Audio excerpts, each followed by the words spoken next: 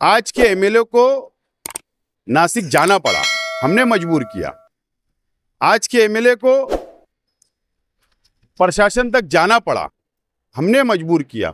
मुझको जो खबर आई कि वो किला झोपड़पट्टी की बात कम कर रहे थे और मुस्तकीम डिग्निटी और शेख आसिफ की बात ज्यादा कर रहे थे, प्रशासन को कंप्लेन दे रहे थे।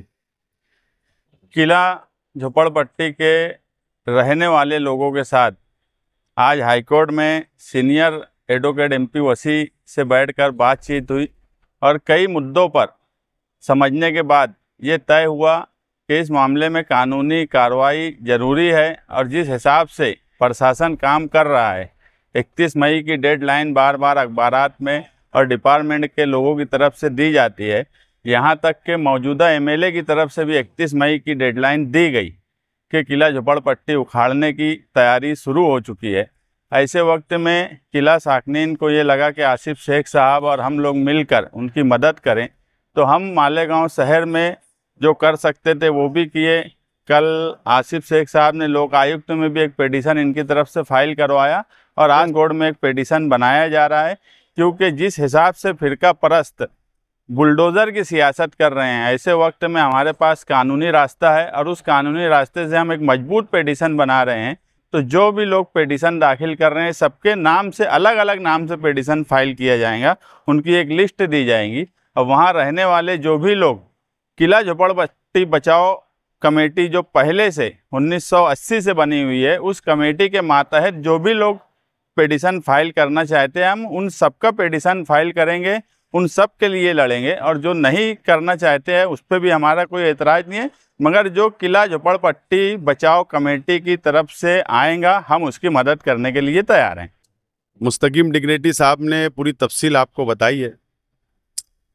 बहरहाल हम लोग शुरुआत से किला झोपड़पट्टी की आवाम ने हम लोगों से रब्ता किया और हमने मालेगांव से लड़ाई शुरू की और आज हम लोग मुंबई हाईकोर्ट पहुँचे हैं।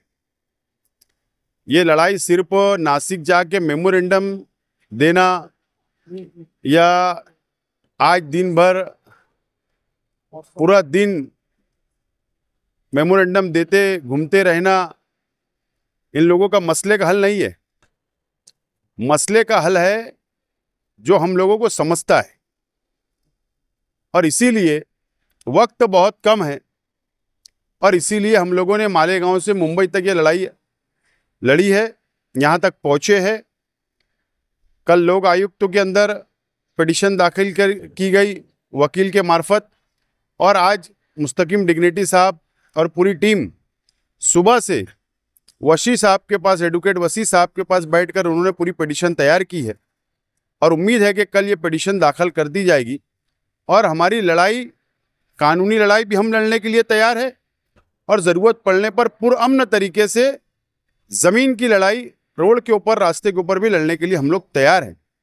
बहरहाल सियासत शुरू है, बड़ी तेजी से सियासी मामला गरमा रहा है किला झोपड़पट्टी के ताल्लुक से। बहरहाल ठीक है, ये बात तो तय हो चुकी है कि जिस शख्स की जिम्मेदारी थी वो शख्स बाद में आए और हम लोग पहले निकल गए, और हम लोगों की मेहनत से ही, हम लोगों की जद्दोजहद से ही आज के एमएलए को नासिक जाना पड़ा, हमने मजबूर किया। आज के एमएलए को प्रशासन तक जाना पड़ा, हमने मजबूर किया। बहरहाल अफसोस इस बात का है कि किला झोपड़पट्टी की आवाम फिर से संजीदा होकर, सर जोड़कर बैठे। कल जो लोग साथ गए हुए थे, मुझको जो खबर आई कि वो किला झोपड़पट्टी की बात कम कर रहे थे और मुस्तकीम डिग्निटी और शेख आसिफ की बात ज्यादा कर रहे थे, प्रशासन को कंप्लेन दे रहे थे। एमएलए साहब, हम आपकी कंप्लेन से डरने वाले नहीं है, हम कानूनी रास्ते के ऊपर लड़ाई लड़ रहे हैं। असल में उनकी नीयत आज भी खराब है।